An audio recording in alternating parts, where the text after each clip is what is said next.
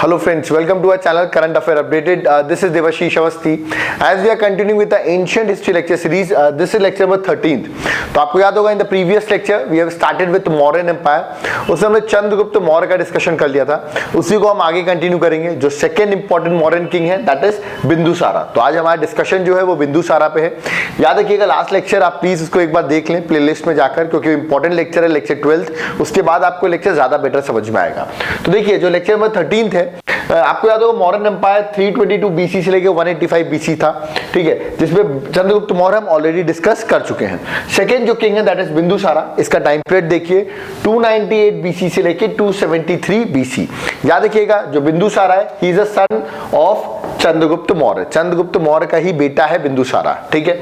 और इसका एक बहुत इंपॉर्टेंट नाम है जो प्रीलिम्स में आपसे पूछा जा सकता है कि किसको अमृतहांता कहा जाता है. याद रखिएगा अमृतहांता किसे कहा जाता है, या तो अमितोकेच. याद रखिएगा अमितोकेच किसे कहा जाता है, ग्रीक में वर्ड है अमितोकेच, ठीक है. तो ये किसका नाम है, बिंदुसारा को भी इस नाम से जानते हैं. याद रखिएगा because he is a slayer of enemy, ठीक है. तरह के जो एनिमी है उनको किल करता है ये बहुत ज्यादा, that is why is known as slayer of enemy. इसका मतलब ये होता है, इसलिए इसको कहते हैं अमृतहांता.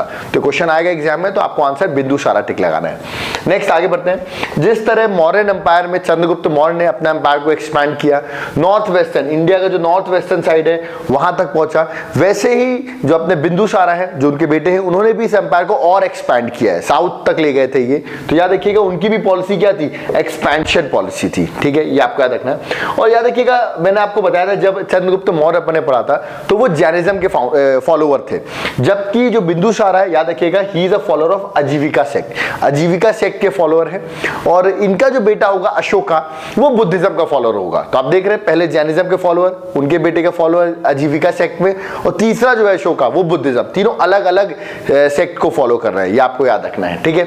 चलिए एक छोटी सी स्टोरी भी है बिंदुसारा के साथ. याद रखिएगा एक इंपॉर्टेंट किंग है जिनका नाम है एंटिकोस. याद रखिएगा एंटिकोस नाम है, ठीक है.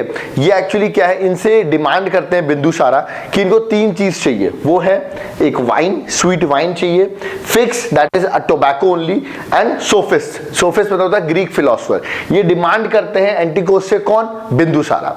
तो एंटिकोस क्या करते हैं, इनमें से दो चीज प्रोवाइड करते हैं, और जो सोफिस्ट है दैट इज ग्रीक फिलोसोफर, जो लर्न्ड मैन होते हैं, उनको कह देते हैं these are not for sale. तो याद रखिएगा तो क्या होता है जब ये डिमांड करते हैं बिंदुसारा तो उसके रिप्लाई में एंटिकोस अपने एम्बेसडर को भेजते हैं दैट जिसका नाम है डिमैकस. याद रखिएगा तो डिमैकस पहुंचते हैं बिंदुसारा के कोर्ट में, और ही सेड टू बिंदुसारा कि he provide sweet wine and figs, but से याद रखिए Deimachus replied only wine and figs. Wine and figs जो है, जो टबैको है वो अवेलेबल है, but sophist is not for sale. तो याद रखिएगा राजा के द्वारा भेजे गए जो एम्बेसडर हैं वो आकर ये पॉइंट बोल के जाते हैं, ठीक है, कि सोफिस्ट हम नहीं प्रोवाइड करते, वो सेल में नहीं है, ग्रीक फिलोसोफर्स, ठीक है.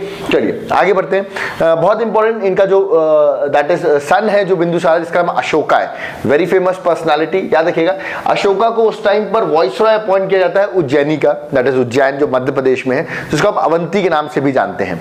तो उज्जैनी का ध्यान रखिएगा, वॉइसरॉय अपॉइंट होते हैं, ठीक है. और अकॉर्डिंग टू महावंशा, याद रखिएगा ये एक बुक है ऑफ बुद्धिज्म, तो उसमें ही ये बताया गया है कि उज्जैन या अवंती के जो वॉइसरॉय थे वो थे अशोक, ठीक है. चलिए आगे बढ़ते हैं. जब साउथ की बात करता हूं मैं कि बिंदुसारा ने साउथ में भी अपना एम्पायर को एक्सपैंड किया था, तो याद रखिएगा साउथ में पूरा एक्सपैंड करते हैं, बट ये वाला पोर्शन जो एकदम साउथ है, सदर्न साउथ है, उसको छोड़ देते हैं, because he has a friendly relations with Chola, Pandyas and Cheras. तो इन तीनों से उनके फ्रेंडली रिलेशंस है, जिसकी वजह से वो इस एरिया को कैप्चर नहीं करते. याद रखिए गुड रिलेशंस विद मौर्यास. इन तीनों का रिलेशन मौर्यास के साथ अच्छा था, स्पेशली बिंदुसारा के साथ, ठीक है.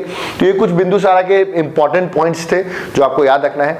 नेक्स्ट जो इंपॉर्टेंट रूलर आने वाला है that is of Mauryan empire, that is going to be the Ashoka. याद रखिएगा टाइम पीरियड है 273 बीसी से लेके 232 बीसी, ठीक है.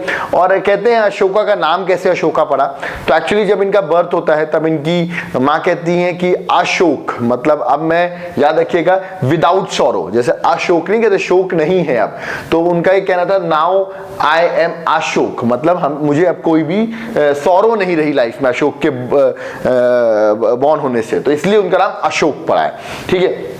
ये इतना इंपॉर्टेंट तो नहीं है, बट याद रखिएगा कि जो बिंदुसारा थी जब उनकी तबीयत खराब थी, मतलब he was in a verge of getting died, तो उस टाइम पर बुलाया जाता है जो अदर भी इनके बहुत सारे बेटे थे बिंदुसारा के कि आप एम्पायर को हासिल करें। उस टाइम पे क्या होता है, जो राधा गुप्ता है, याद रखिएगा आपको, he was a minister of Bindusara, Bindusara के ही कोर्ट में मिनिस्टर रहता है, और वो हेल्प करता है अशोका को टू गेन द एम्पायर, मतलब बिंदुसारा से एम्पायर गेन कौन करे, अशोका गेन करे। ठीक है, एक बहुत इंपॉर्टेंट पॉइंट है कि अशोका को चंड अशोक भी कहा जाता है। तो चंड अशोक क्यों कहते हैं हम उसको, एक्चुअली स्टोरीज ये कहती हैं कि जो अशोक थे, याद रखिएगा, ही किल्ड हिज 99 ब्रदर्स, उसने अपने 99 ब्रदर्स को किल किया था टू गेट द एम्पायर।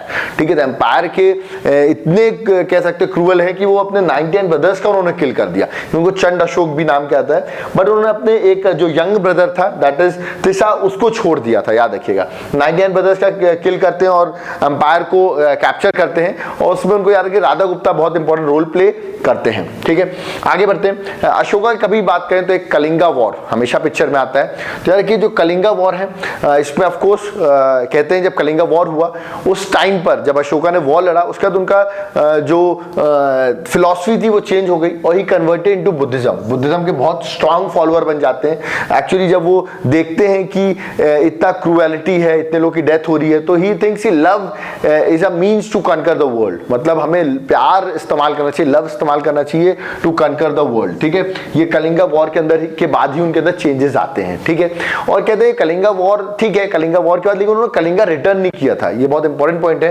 कि कलिंगा में अगर उनको इतना चेंजेस हो गए थे तो why he didn't return the Kalinga, he never return the Kalinga. याद रखिए, इसमें लिखा है ही रिटेन द कलिंगा, कलिंगा उनके पास ही रहता है। बट ठीक है, ही कन्वर्टेड इनटू बुद्धिज्म, लव को ज्यादा फेवर करने लगे थे।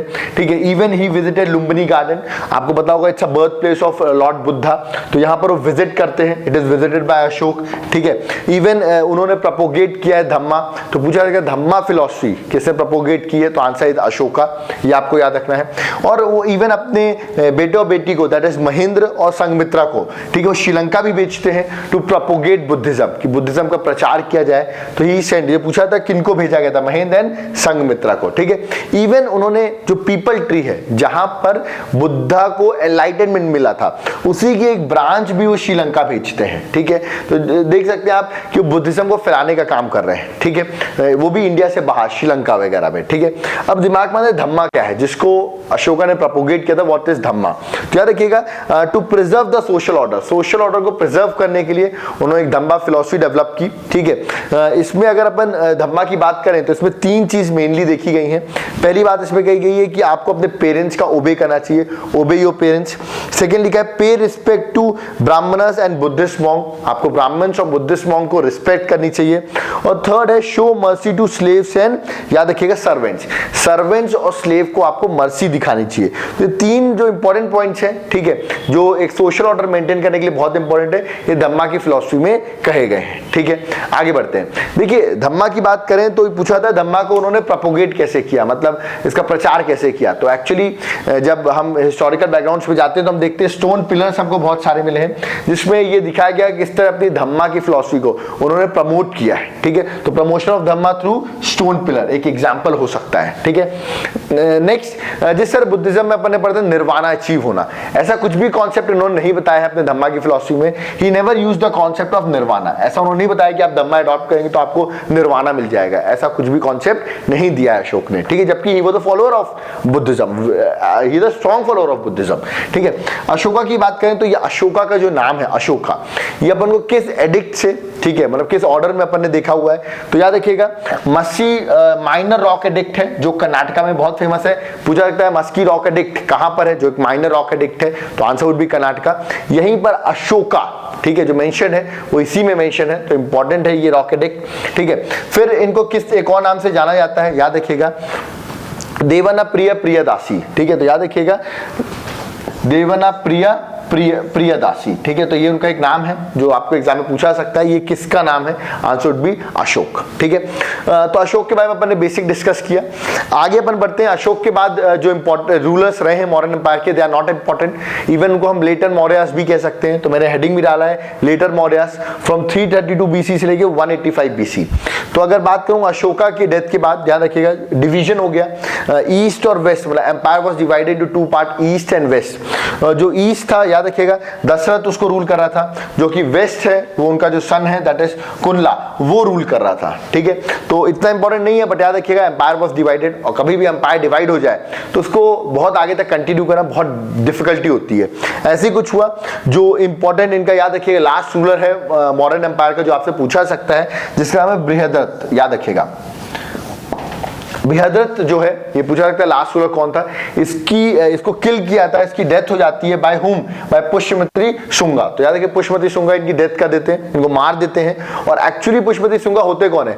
ये कमांडर इन चीफ थे। तो आप देख सकते हैं उन्हीं के एम्पायर के कमांडर इन चीफ है जिन्होंने बृहद्रथ को मार के, ठीक है, he establish a new empire that is known as Shunga dynasty. याद रखिएगा शुंगा डायनेस्टी एस्टैब्लिश करते हैं, जिसको अपन पोस्ट मौर्य में स्टडी करेंगे। शुंगा डायनेस्टी अपनी पहली डायनेस्टी होगी पोस्ट मौर्य, मतलब मौर्यास के बाद, ठीक है। तो यहां पे मैं लेक्चर को कंप्लीट कर रहा हूं, बट अभी अपने नेक्स्ट लेक्चर में we are going to deal with little more part of Mauryan empire, that is Mauryan का एडमिनिस्ट्रेशन जो था उसको डिस्कस करेंगे। उसके बाद हम अपने पोस्ट मौर्यास की ओर स्विच कर जाएंगे। तो अगर आपको लेक्चर पसंद आ रहा हो प्लीज इसको लाइक सब्सक्राइब शेयर जरूर करें, कमेंट करें। If you find any of the queries तो आप कमेंट बॉक्स में कमेंट भी लिख सकते हैं। और अगर आपको हैंड रिटन नोट्स चाहिए हो कंप्लीट यूपीएससी या स्टेट सर्विसेज के, अगर आप प्रिपरेशन करोगे या सीडीएस के या कोई भी अदर एग्जाम्स के, तो आप नीचे दिए गए नंबर पर कांटेक्ट करें। नोट्स आपको कोरियर के थ्रू आपके घर तक ऑल ओवर इंडिया अवेलेबल हो पाएंगे। Thank you.